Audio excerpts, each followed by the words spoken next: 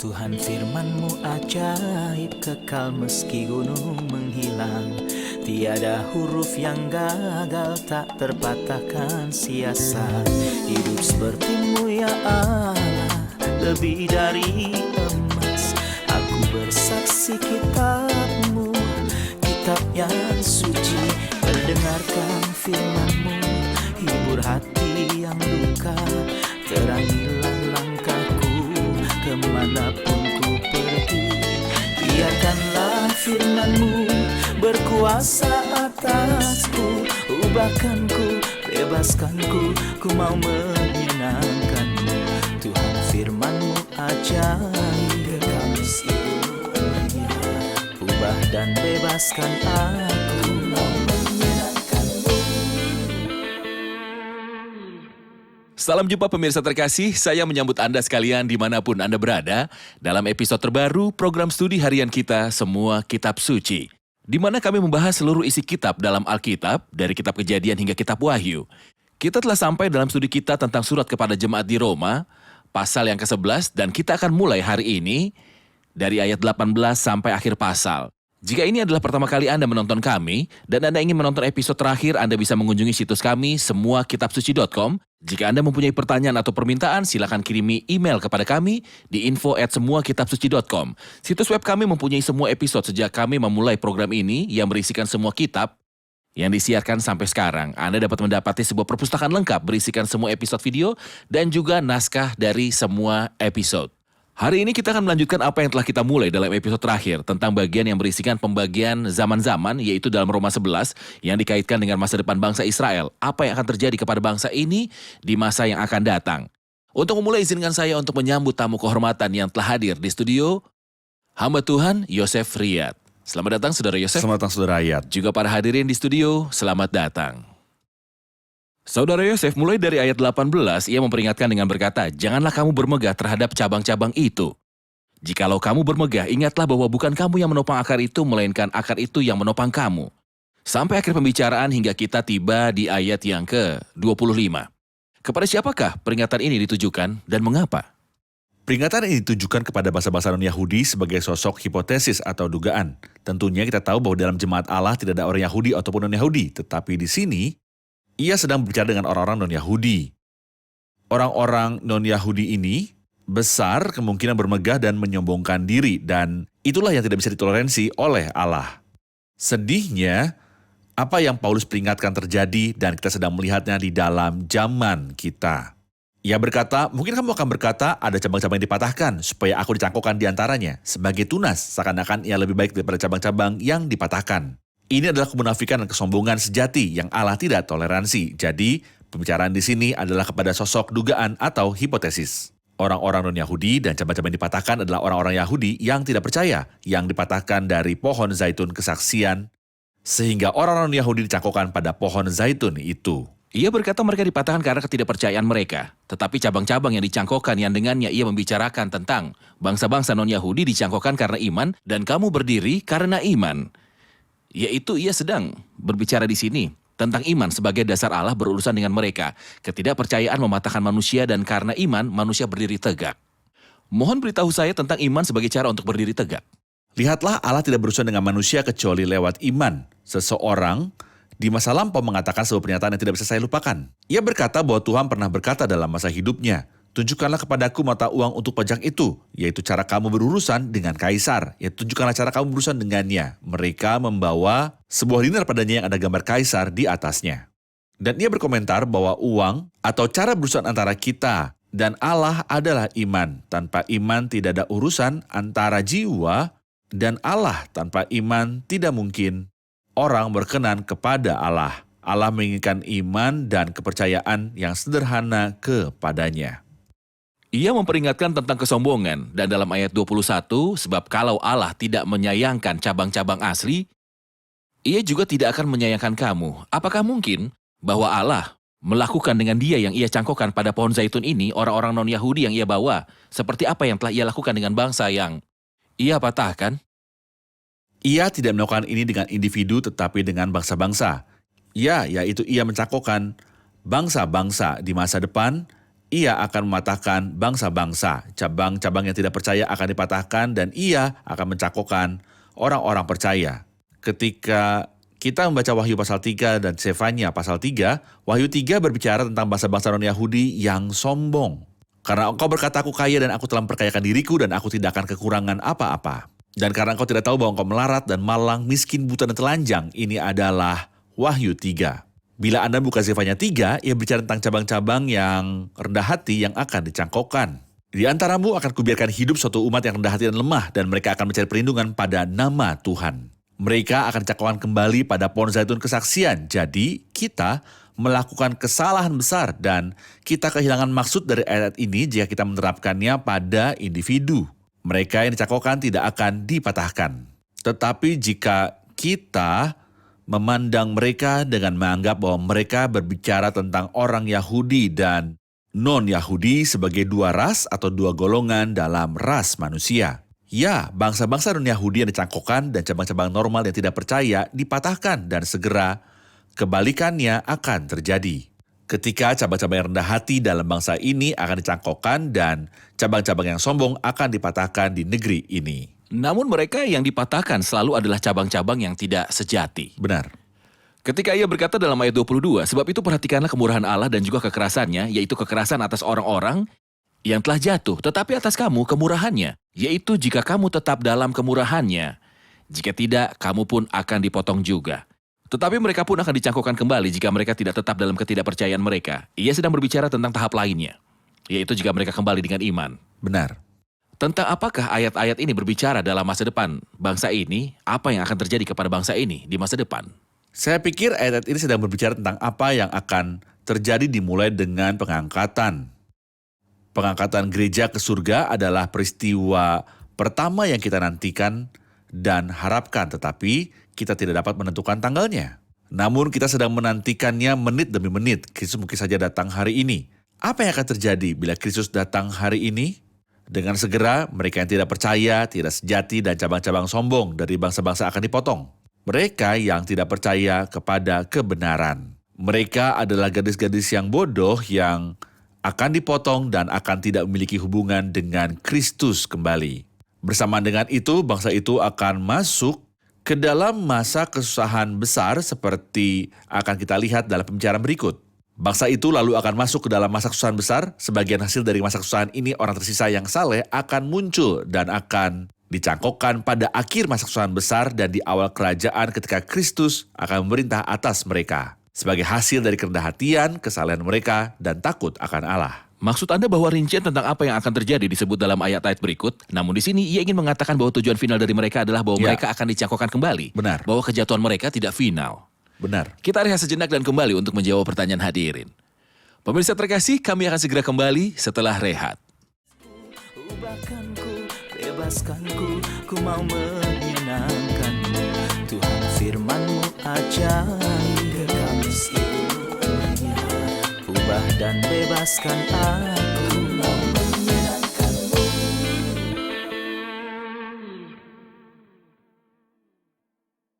Kami telah kembali pemirsa terkasih untuk menjawab pertanyaan dari hadirin di studio. Dalam ayat 25, sebab saudara-saudara supaya kamu jangan menganggap dirimu pandai.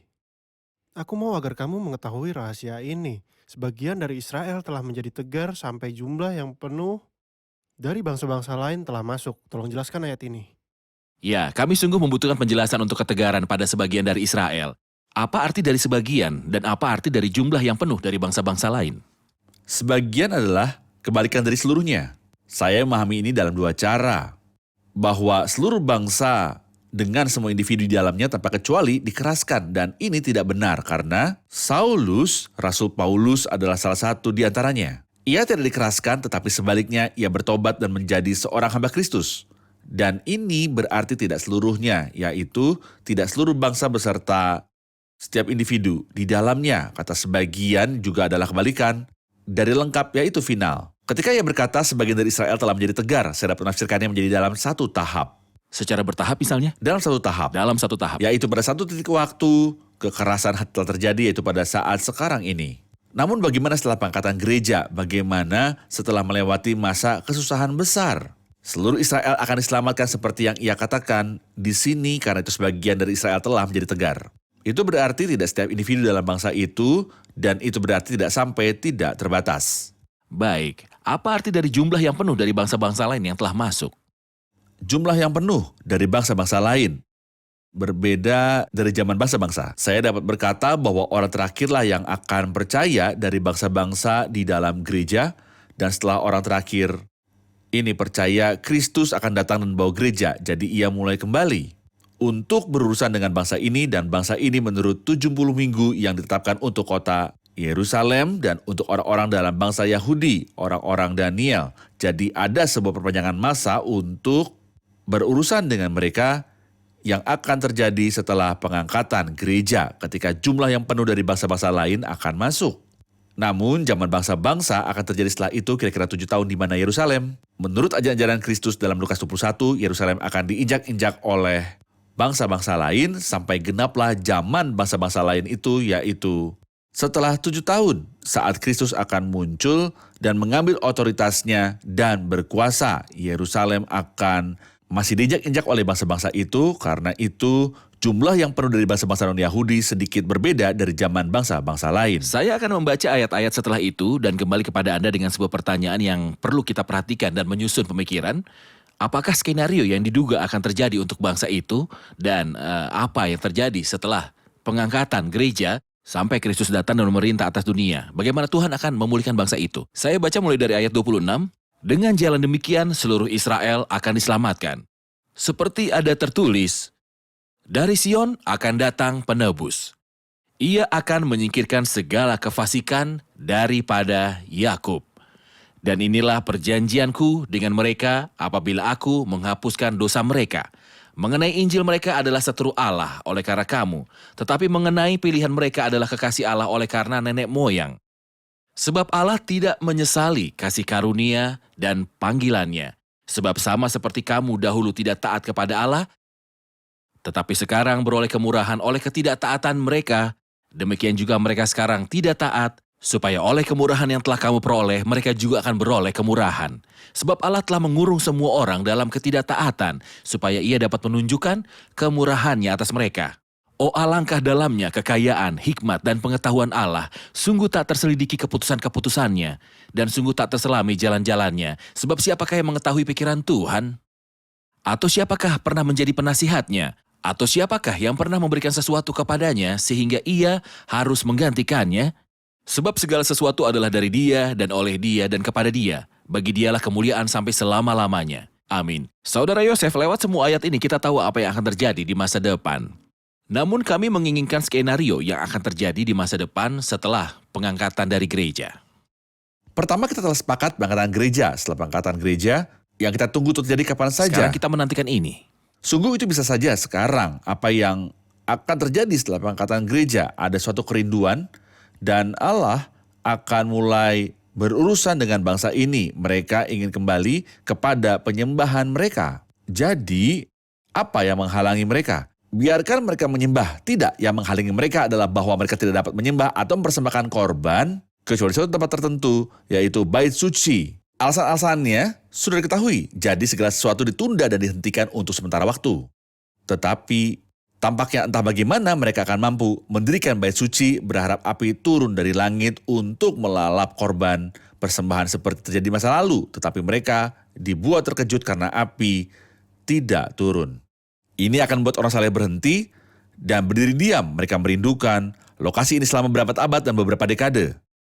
Sampai itu akan terjadi dan akhirnya mereka memperolehnya. Akhirnya setelah semuanya itu, ini sia-sia, tidak ada yang terjadi. Ini akan membuat orang saleh mempelajari Alkitab dan mereka akan mengetahui apa yang menjadi dosa mereka. Sedikit demi sedikit mereka akan berbuat seperti Yusuf dan kakak-kakaknya ketika ia memenjarakan mereka dan mereka berkata, kami sudah bersalah pada diri kami. Mereka mulai sadar kembali dengan pertobatan dan kita dapat menyebut ini awal duka cita. Tetapi sebuah bencana akan terjadi yang disebut masa kesusahan besar dan di tengah minggu iblis akan turun dari langit ke bumi.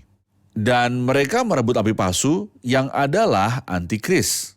Nabi palsu akan berkata kepada mereka, kamu menginginkan api? Ini mudah, aku akan memberimu api. Kedatangannya akan terjadi lewat pekerjaan setan. Ia akan mendatangkan api dari langit seperti yang kita pahami dalam Wahyu pasal 13. Karena nabi palsu adalah dia yang membawa api dari langit, maka dia adalah Allah. Ia akan duduk di bait Allah dan berkata, aku adalah Allah.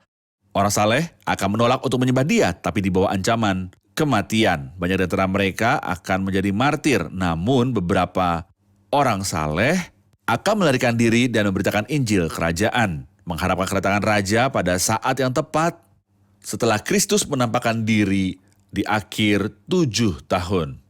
Lalu apa yang terjadi adalah bahwa orang saleh akan memandang kepada dia yang telah mereka tikam dan menangisi dia serta berkata dengan hati yang pahit, seperti orang yang merasa pahit kepada anak sulungnya, lalu dari Sion akan datang penebus, ia akan menyingkirkan segala kefasikan daripada Yakub. Dengan jalan demikian seluruh Israel akan diselamatkan. Yaitu tidak setiap individu di bangsa itu karena secara mayoritas akan mengikuti nabi palsu. Kembalinya Israel secara nasional dan final. Tetapi kembalinya mereka secara nasional berarti bahwa semua suku akan kembali, bahkan suku-suku yang terhilang pada masa kini yang tidak diketahui siapapun keberadaan mereka. Mari kita katakan peristiwanya seperti yang saya pahami dari Anda. Saya murid, Anda gurunya. Jadi jika saya salah paham, mohon beritahu saya sehingga pemirsa bisa mengikuti kita.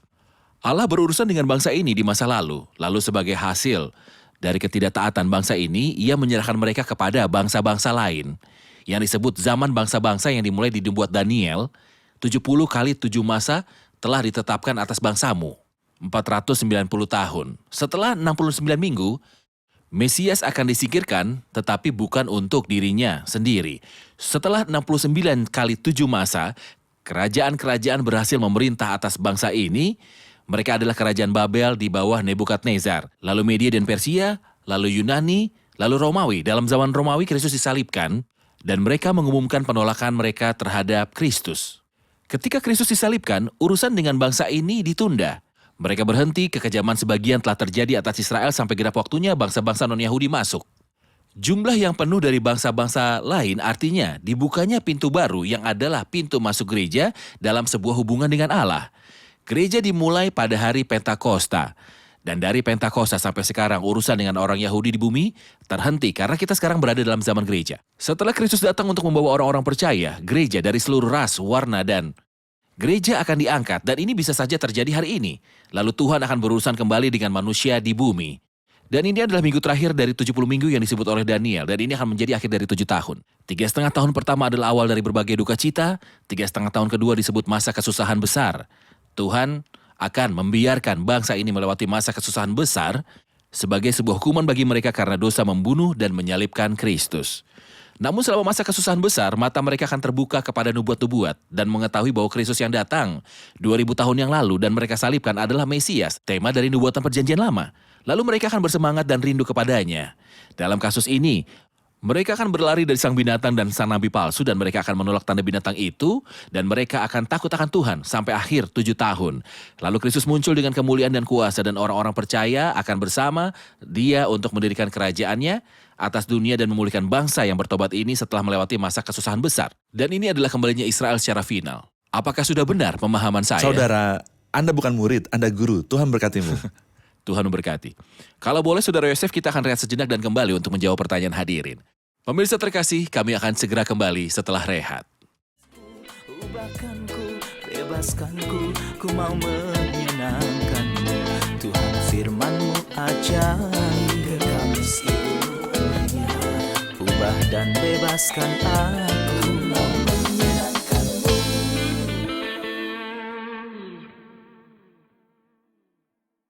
Kami telah kembali pemirsa terkasih untuk menjawab pertanyaan dari hadirin di studio. Silakan. Di akhir pasal ini menutup dengan sebuah pujian yang sangat luar biasa dari ayat 33 sampai 36. Itu berisi banyak pertanyaan luar biasa yang kita perlu lebih banyak tahu dan pahami. Mohon komentar Anda Saudara Yosef tentang ayat-ayat pujian dari 33 sampai 36. Ayat 33, oh alangkah dalamnya kekayaan hikmat dan pengetahuan Allah. Saya mengingatkan ini dengan pembicaraan sebelumnya di mana ia memberikan pencerahan tentang beberapa kata saat ia berkata dengan jalan demikian, seluruh Israel akan diselamatkan. Di ayat 26, ia lalu berkata seperti ada tertulis, ia kembali kepada janji Allah yang ada di dalam Alkitab. Lalu ayat 27, dan inilah perjanjianku, perjanjian Allah. Lalu ayat 29, sebab Allah tidak menyesali kasih karunia dan panggilannya. Sifat Allah, Allah tidak berubah. Ayat 30, sebab sama seperti kamu dahulu tidak taat kepada Allah, tetapi sekarang beroleh kemurahan oleh ketidaktaatan mereka. Kemurahan Allah dan kasih karunia Allah. Lalu akhirnya pada ayat 33, oh alangkah dalamnya kekayaan hikmat dan pengetahuan Allah. Hikmat Allah pada faktanya ketika kita membaca ayat atau pasal 9, 10, dan 11. Dan kita melihat Allah berurusan dengan bangsa Yahudi dan juga bangsa-bangsa lain. Dan bagaimana ia bisa terlepas dari janji keselamatan kepada bangsa-bangsa non-Israel adalah melalui kasih karunia saja. Bagaimana ini sesuai dengan janji-janji yang dahulu yang diberikan kepada para bapa leluhur. Kita menemukan sang rasul dengan kecerdasan yang besar dapat mendamaikan kasih karunia Allah kepada semua manusia dengan janji-janjinya yang sebelumnya yang telah disampaikan kepada Abraham dan Ishak dan Yakub. Sebelum itu ia berkata, oh alangkah dalamnya kekayaan hikmat dan pengetahuan Allah. Tentu saja sebelum segala sesuatu kita teriakan, oh alangkah dalamnya kekayaan hikmat dan pengetahuan Allah. Sungguh tak terselidiki keputusan-keputusannya dan sungguh tak terselami jalan-jalannya. Sungguh pikiran, rancangannya, bukan pikiran rancangan kita dan jalan-jalannya bukan jalan-jalan kita. Tapi dialah yang jalan-jalannya sempurna dan pikiran rancangannya tinggi dan tertinggi. Jadi sesudah itu ia berkata, sebab siapakah yang mengetahui pikiran Tuhan? Tidak seorang pun dari kita. Karena pikiran rancangan Allah selalu tinggi dan tertinggi. Atau siapakah yang pernah menjadi penasihatnya? Tidak seorang pun. Seseorang berkomentar bahwa bukan tidak sekalipun Kristus dalam hidupnya di bumi bertanya kepada siapapun untuk minta nasihat tentang apa yang harus dilakukan. Bahkan ketika ia bertanya kepada Filipus, di mana kita akan membeli roti supaya mereka ini dapat makan, Yohanes berkomentar dalam pasal 6 dan berkata bahwa ia tidak mengatakan itu untuk mendengar opininya atau berunding kepadanya. Namun hal itu dikatakannya untuk mencobai dia sebab ia sendiri tahu apa yang hendak dilakukannya. Lalu ia berkata, atau siapakah yang pernah memberikan sesuatu kepadanya sehingga ia harus menggantikannya? Yaitu siapakah di antara kita telah mengambil inisiatif untuk memberi sesuatu kepada Allah sehingga Allah berhutang kepadanya dan suatu hari nanti Allah akan menggantinya? Atau siapakah yang pernah memberikan sesuatu kepadanya sehingga ia harus menggantikannya? Lalu kata terakhir dalam ayat terakhir, sebab segala sesuatu adalah dari dia dan oleh dia dan kepada dia. Dialah sumber, saluran dan kediaman. Ia adalah segalanya di dalam segalanya, sebab segala sesuatu adalah dari dia dan oleh dia dan kepada dia. Bagi dialah kemuliaan sampai selama-lamanya. Amat manis jika saya berkata, oh alangkah dalamnya kekayaan, hikmat, dan pengetahuan Allah. Jika saya berkata kekayaannya, artinya bahwa hatinya penuh dengan ingin memberi. Jika saya berkata hikmatnya, ia tahu persis apa yang sedang ia lakukan. Jika saya berkata pengetahuannya, itu berarti ia tidak terkejut. Segala sesuatu sudah ia ketahui sebelum terjadi. Benar. Ini memberitahu kita bahwa segala yang ia lakukan, skenario dan peristiwa bukanlah sebuah kejutan bagi dia. Ia tahu persis apa yang harus dilakukan pada gereja sekarang dan juga dengan manusia di bumi. Ia berhenti berurusan sekarang ini sampai ia membawa gereja dari bumi. Tuhan memberkati Anda, Saudara Yosef. Tuhan Kami menjagamu. sangat bersemangat belajar bersama Anda. Tuhan berkatimu. Dan kami ingin sekali memulai pasal 12 awal dari bagian bersifat praktik dalam Roma. Pemirsa terkasih, izinkan saya meninggalkan bagimu perkataan luar biasa yang dikatakan tentang Allah. Oh alangkah dalamnya kekayaan, hikmat, dan pengetahuan Allah. Sungguh tak terselidiki keputusan-keputusannya. Dan sungguh tak terselami jalan-jalannya. Allah yang sangat kaya, Allah yang sangat berhikmat, Allah yang sangat mengetahui, menggunakan semua pekerjaan dan karakter ini demi kebaikan Anda sendiri. Allah dengan semua keperkasaan dan kuasanya adalah bagi Anda secara pribadi. Ia tidak terkejut dengan apa yang terjadi di dunia. Jika Anda ada dalam masalah, jika Anda ada di sebuah negeri yang di dalamnya ada berbagai ketegangan, jika Anda berada di negara yang memiliki kudeta, jika Anda sakit, Tuhan tidak terkejut, Tuhan sangat kaya. Begitu banyak hatinya untukmu. Allah itu sangat berhikmat, ia melakukan segala sesuatu lewat hikmat. Kita tahu sekarang bahwa Allah turut bekerja dalam segala sesuatu untuk mendatangkan kebaikan. Allah itu maha tahu, ia tahu apa yang sedang terjadi dan tidak dikejutkan olehnya. Ia mengetahui penderitaanmu, kesakitanmu, kerja kerasmu, serta akan campur tangan pada waktu yang tepat. Percayalah kepada Tuhan dan Anda tidak akan pernah menyesalinya. Pemirsa terkasih, sampai jumpa di episode selanjutnya. Kita akan mempelajari surat kepada jemaat Roma pasal 12. Tuhan menyertai.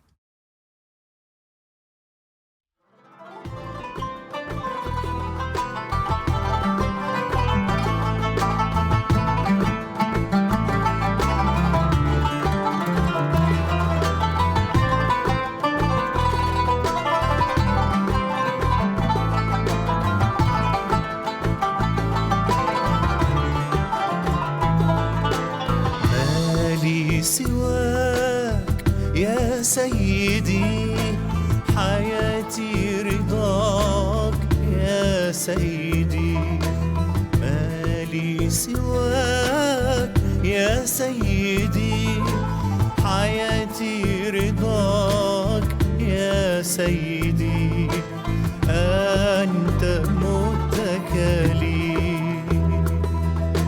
تطمئن نفسي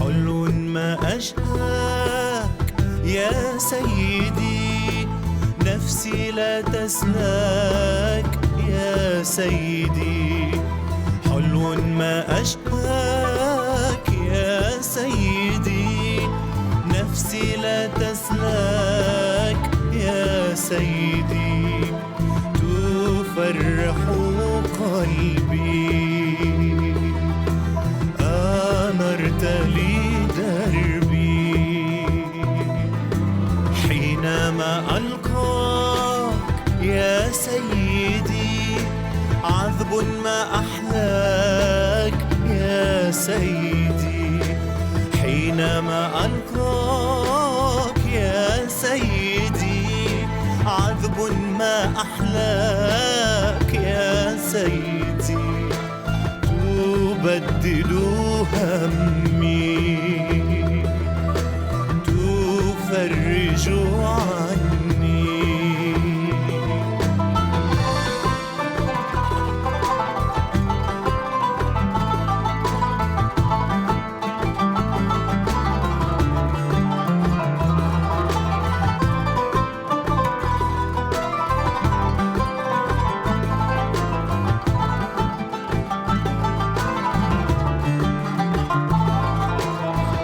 وسط الأشواك يا سيدي عيناي تراك يا سيدي في وسط الأشواك يا سيدي عيناي تراك يا سيدي تضمد جرحي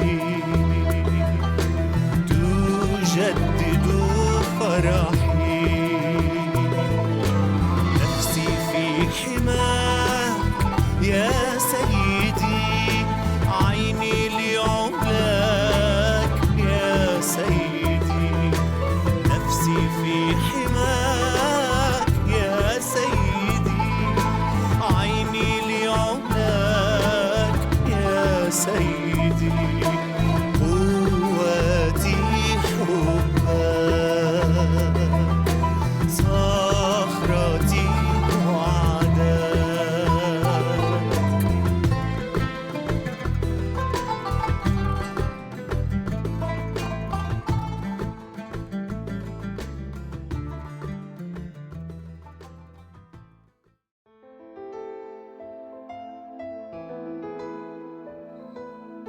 Tuhan firman-Mu ajaib kekal meski gunung menghilang.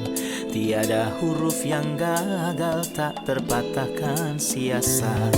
Hidup seperti-Mu ya Allah lebih dari emas. Aku bersaksi kitab-Mu, kitab yang suci. Mendengarkan firman-Mu, hibur hati yang luka. Terangilah langkahku kemanapun ku pergi. Biarkanlah firman-Mu berkuasa atasku. Ubahkanku, bebaskanku, ku mau menyenangkan-Mu. Tuhan firman-Mu ajaib, kekal meski gunung. Ubah dan bebaskan aku.